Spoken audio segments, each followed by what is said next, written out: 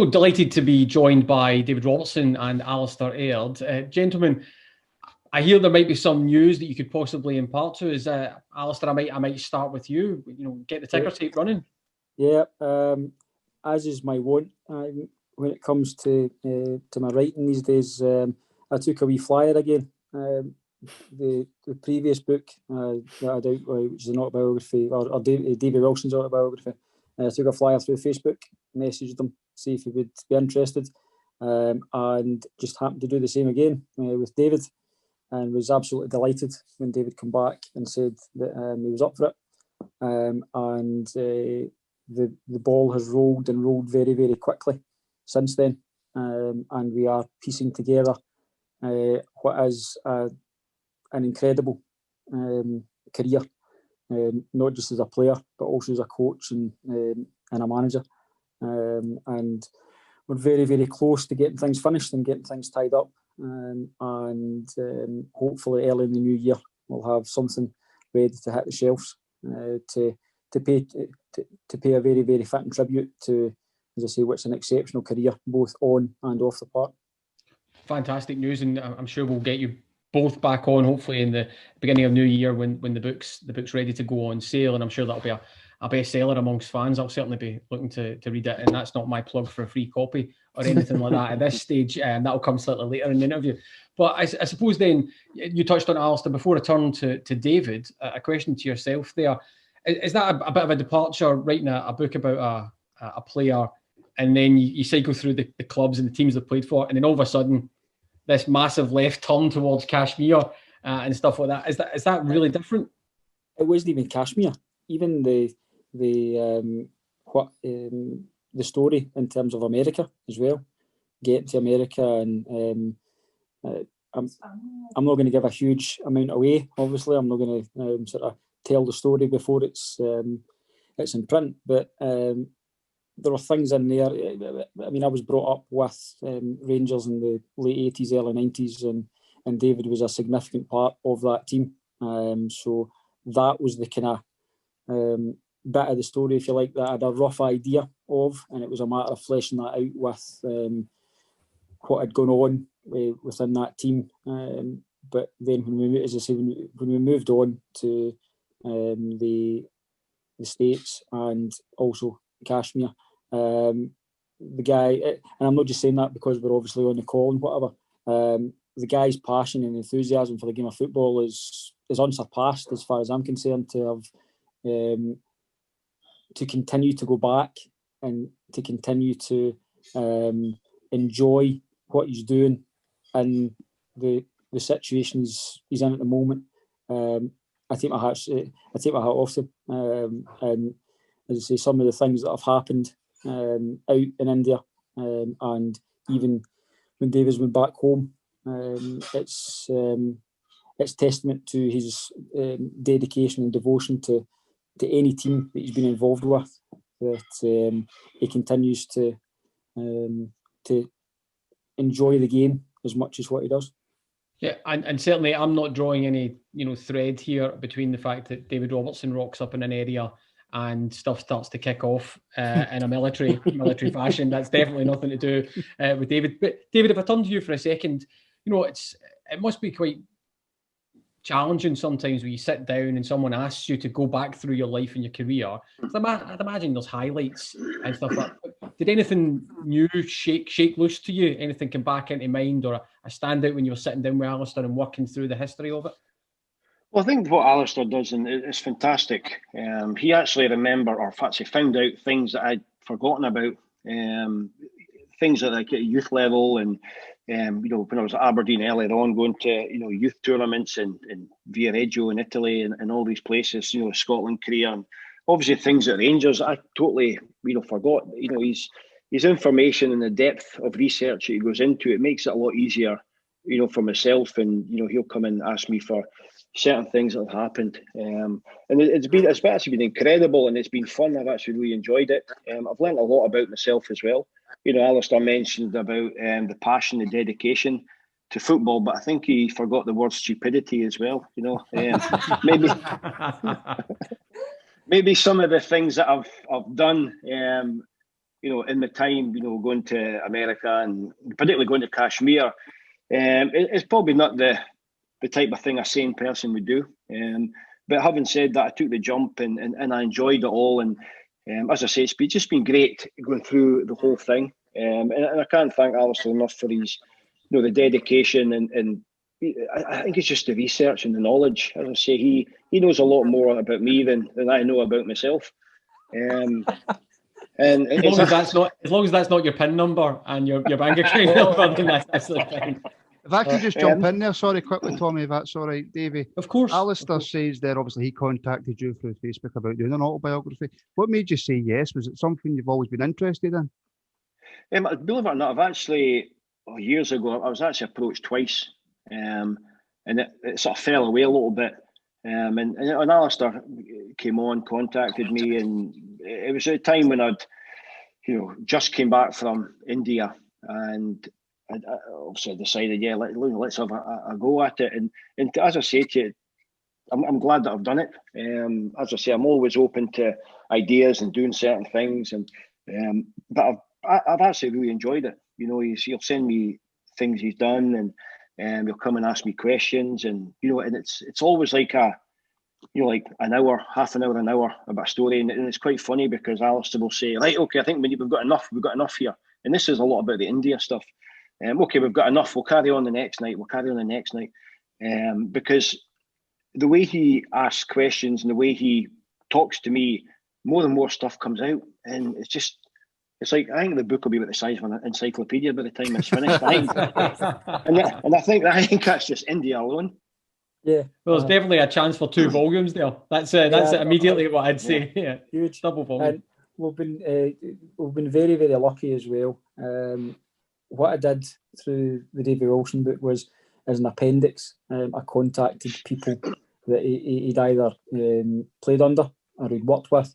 And I've done something similar because it was very successful with the David Wilson book. I've spoken to likes of Walter Smith, I've spoken to Ali McCoist, I've spoken to Mark Haitley. So for a guy like myself, humble punter, brought up with that team, that in itself for me has been fantastic. But I wasn't going to share these individual contributions with David. But then I thought, you know what, I'm just going to put it out there and send it out to him, because without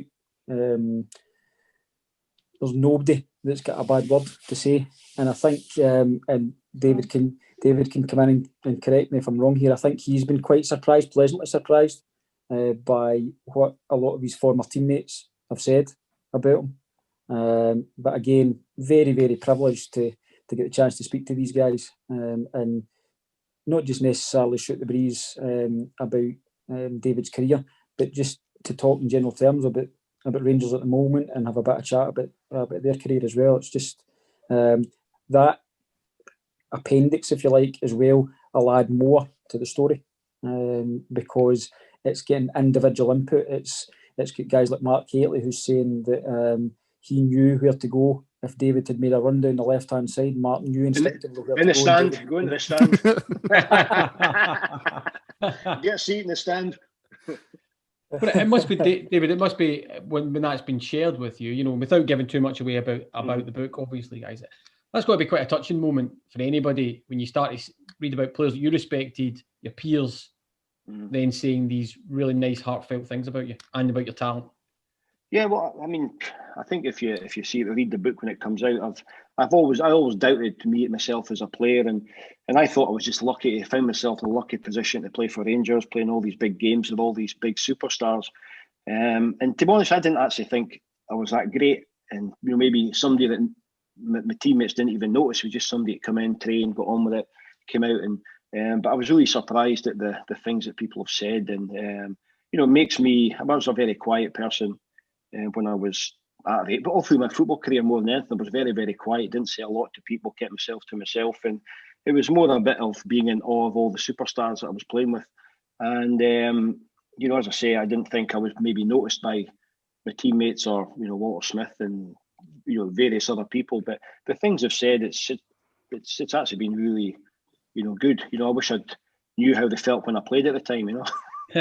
I mean, yeah. I mean, I can't speak. Not often can I speak for or try and speak for the Rangers support, but I think I'm pretty solid ground when I say we noticed you, and continue to notice you.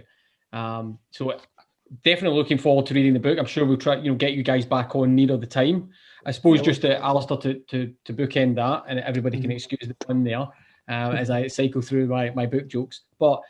You said it's out early next year. Will there be ability to pre-sale prior to Christmas or anything like that? Well, as soon as we get things kind of lined up in terms of manuscripts submitted, publishers starting to process things, then we'll start to kind of actively promote thereafter.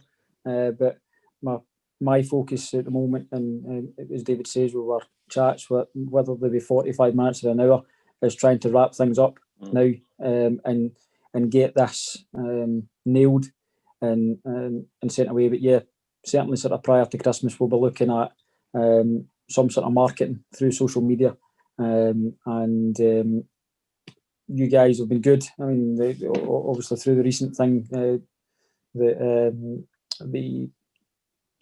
stuff that I wrote for you and whatever, you've put some of the stuff on the page for me and whatever. So that's fantastic. I'm quite happy, and I've corresponded with Adam and a few things to keep you guys in the loop and keep you guys kind of actively involved in this. I'd be delighted to do that. Right. Can I just ask before Tommy finishes up? Sorry, Alistair. You were talking about the appendix and people who have made contributions. Has Joe Miller made a wee contribution to the book? No, I wasn't fortunate enough to get in touch with Joe. He was probably under siege somewhere in his own mind. I think the Joe's probably sitting in Rose Ed. Still? At the Old Hampden somewhere. Yes. Here's another one that noticed you, David. I think we've described it as a robust challenge. I think that was the kind of diplomatic term. It's a shoulder tackle.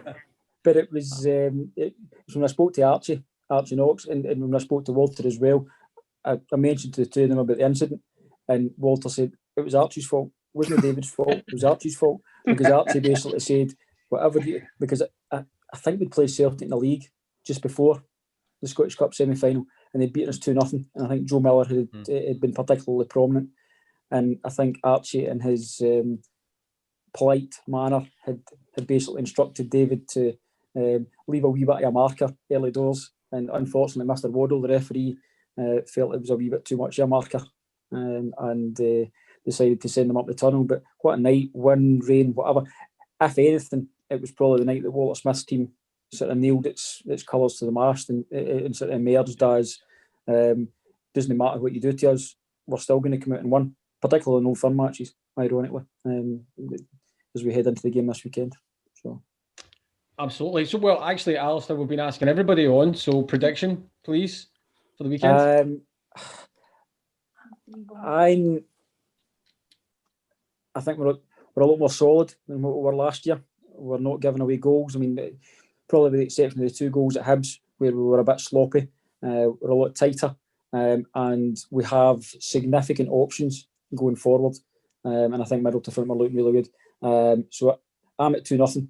That I've had it in my head for a wee while. I sent a reply to a comment that Ian Ferguson has posted on Instagram, and I'm sticking with 2-0. In terms of who's scoring, to be honest, I don't really care who scores, but I just get the feeling that this is another opportunity, like the back end of last year, to put a wee marker down, just to illustrate that we have progressed, we have moved on for last year. And the really good position we're in this year is there'll be no winter break, so therefore we'll not be going to Dubai, and we'll not come back for Dubai and screw things up as we managed to do for the last 2 years. So. Yeah, well, let's not even jinx it by saying that. I'm confident, but I'm really hopeful that it's not turned round as we are. If and when we get the victory, it's against a weakened Celtic side, that Celtic have been weakened by this player isolating, this player isolating. It'll be on merit, irrespective of how we go. Yeah, well, hoping there's 11 of them isolating come Sunday as well, 90 minutes. So it leaves me just to say, again, one for the Rangers fans out there and any football fans to keep an eye out for the book. We'll certainly be big promoters when it's ready to go, and we look forward to getting you both back on to have a more detailed chat about it and your career as well, David. Again, thank you so much for your time. you.